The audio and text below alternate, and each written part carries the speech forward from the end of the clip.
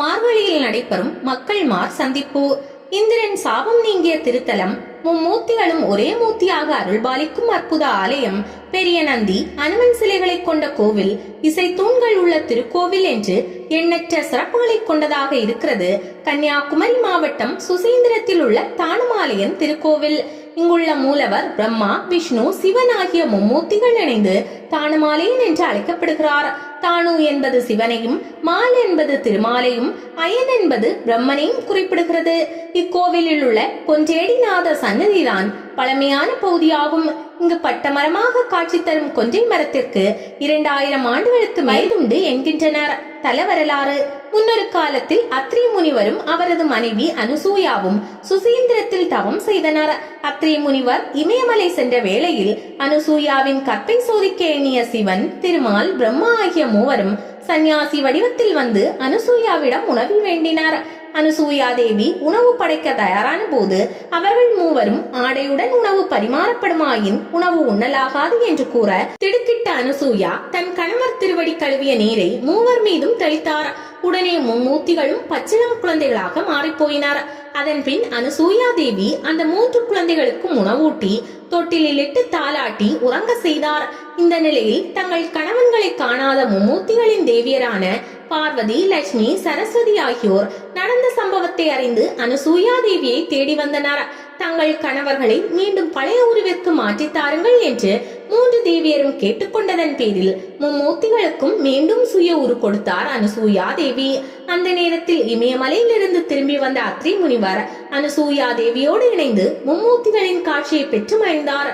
இந்த நிகழ்வு நடந்த இடத்திலேயே தற்போதைய சுசீந்திரம் தானுமாலயம் திருக்கோவில் அமைக்கப்பட்டிருப்பதாக தல வரலாறு சொல்கிறது. இந்த ஆலயத்தில் உள்ள கொன்றை மரத்தின் அடியில்தான் மும்மூர்த்திகளும் அத்ரி அனுசூயா தேவிக்கு காட்சி கொடுத்ததாக சொல்லப்படுகிறது. இந்த ஆலயத்தில் 10 நாட்கள் மார்கழி திருவிழா நடைபெறும். ஆருத்ரா தரிசன தினத்தை 10வது நாளாக வைத்து நடத்தப்படும் இந்த விழாவானது சிறப்பு வாய்ந்தது. கொடியேற்று விழாவின் போது கொடிப்பட்டம் வழங்குவது பட்டாரியார் என்ற குடும்பத்தை சேர்ந்தவர்கள் ஆவார். இவர்களை காலங்காலமாக இந்த கோவிலுக்கு கொடிப்பட்டம் வழங்கி வருகின்றனர். விழா என்றால் குடும்பத்தினர் ஒன்றிணைவது இயல்புதானே. அதன்படி இந்த விழாவின் 3ஆம் நாளில் மக்கள் மார் சந்திப்பு என்ற நிகழ்வு நடைபெறுகிறது. தந்தையான சிவபெருமான் அருளும் இந்த ஆலயத்தில் கோட்டாறு என்ற இடத்திலிருந்து விநாயகர், குமார கோவிலிலிருந்து முருகப்பெருமான், மருங்கூரிலிருந்து சுப்பிரமணியர் ஆகியோர் அலங்கரிக்கப்பட்ட பல்லக்கில் இங்கு அழைத்து வரப்படுகிறார்கள். தந்தையும் மக்களும் அலங்கரிக்கப்பட்ட வாகனத்தில் சந்திக்கும் நிகழ்ச்சி மனமகிழ்ச்சியை வழங்குவதாக இருக்கும். 5ஆம் நாள் பஞ்சமூர்த்தி தரிசனம் நடைபெறும். 9ஆம் நாள் தேரோட்டம் நடந்தேறும். இதில் சுவாமி தேர், அம்மன் தேர், விநாயகர் தேர் பங்கேற்கும். அன்றைய தினம் நள்ளிரவு 12 மணிக்கு சப்தாவரணம் நடைபெறும். இது தன்னோடு வந்து சில நாட்கள் தங்கியிருந்த பிள்ளைகளுக்கு பிரியாவிடை கொடுக்கும் சிலை பூட்டும் நிகழ்ச்சியாகும். தானுமூர்த்தியும் பார்வதி தேவியும் பிள்ளைகளை விட்டு கோயிலுக்குள் செல்ல முயல்வதும் உடனே பிரிவாற்றாமையால் வெளிவந்து விடுவதும் என பல முறை நிகழ்வு நடந்து இறுதியில் சுவாமியும் அம்பாளும் கோயிலுக்குள் செல்வார்கள். 10ஆம் நாள் ஆருத்ரா தரிசனம், நடராஜர் மூர்த்தி வீதி உலா, இரவு ஆராட்டு விழா ஆகியன நடக்கும். மார்கழி மாதம் 30 நாட்களும் திருப்பள்ளி எழுச்சி நடைபெறும்.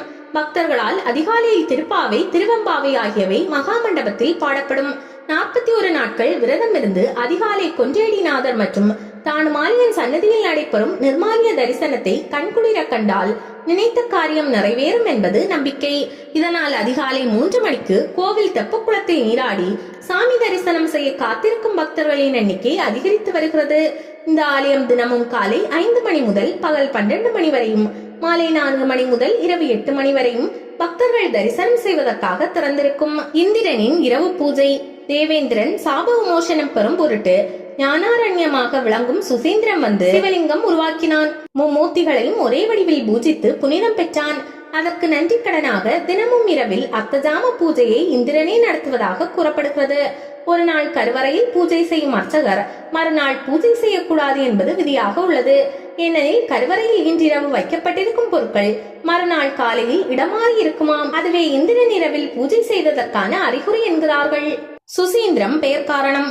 பெண்ணாசியால் பல குற்றம் புரிந்த இந்திரன் கௌதம முனிவரின் கோபத்திற்கும் சாபத்திற்கும் ஆளானான். அந்த பாவத்தை போக்குவதற்காக அவன் தேடி வந்த திருத்தலமே சுசீந்திரம் தானுமாலயன் வீற்றிருக்கும் இடமாகும். இந்த இறைவனை வழிபட்டதால் அவன் தூய்மை பெற்று மீண்டும் இந்திர பதவியை அடைந்தான். சுசி என்றால் தூய்மை என்று பொருள். இந்திரன் வழிபட்டு தூய்மை பெற்ற இடம் என்பதால் இந்த ஊர் சுசீந்திரம் என்ற பெயரை பெற்றது. ஒவ்வொரு நாள் இரவிலும் இங்கு இந்திரன் வந்து மூலவரை வழிபட்டு செல்வதாக ஐதீகம். நீதியை நிலைநாட்டும் சிற்பங்கள். இந்த ஆலயத்தில் உள்ள சிலைகள் கண்ணை கவரும் வகையில் இருக்க வேண்டும் என்பதால் சிற்பிகளுக்கு புதுமையான முறையில் கூலி தருவதாக அரசன் அறிவித்தான். அதாவது ஒரு சிற்பி கல்லை செதுக்கும் போது எவ்வளவு தூள் விழுகிறதோ அந்த தூளை ஒரு துணியில் அள்ளி வர வேண்டும். அந்த துணி மூட்டையை தராசில் வைத்து அந்த எடைக்கு சமமாக கூலி வழங்கப்படும் என மன்னன் அறிவித்தார். சிற்பிகள் முழு மூச்சாக வேலை செய்தனர். இதில் 3 சிற்பிகளுக்கு பேராசை ஏற்பட்டு வீட்டிலிருந்து வரும்போதே கல் தூளையும் அள்ளி வந்து தங்களது சிற்ப வேலை முடிந்ததும் அந்த தூளையும் துணியில் கட்டினார். மன்னருக்கு சந்தேகம் வரவே மாறுவேடத்தில் வந்து அவர்களின் திருட்டை கண்டுபிடிக்கிறார். பின்னர் அவர்களை கைது செய்து தண்டனை அளித்தார். ஒரு குழியில் அந்த 3வரையும் இறக்கி கழுத்து வரை மண்மூடி யானையின் கால்களால் அவர்களது தலையை தட்ட செய்து கொன்றார். அதோடு நிற்கவில்லை, அந்நிகழ்ச்சியை சிற்பமாகவும் வடித்தார். கடின உழைப்புக்கு கூலி தங்கம், தவறுக்கு கடும் தண்டனை என்ற அடிப்படையில் உருவான சிற்பம் அது. கருட மண்டபத்தில் அமைந்துள்ள இந்த சிற்பத்தின் அருகில் நீதியின் வடிவமாக தராசு சிற்பம் ஒன்றும் செதுக்கப்பட்டுள்ளது. மார்த்தாண்ட வர்மா என்ற மன்னனின் காலத்தில் பொய்க்கணக்கு எழுதிய குற்றத்திற்காக ஒருவரது கையை அவரது தொடையுடன் சேர்த்து ஆணி அடித்து விட்டனர். இந்த நிகழ்வும் இங்கு சிற்பமாக வடிக்கப்பட்டுள்ளது.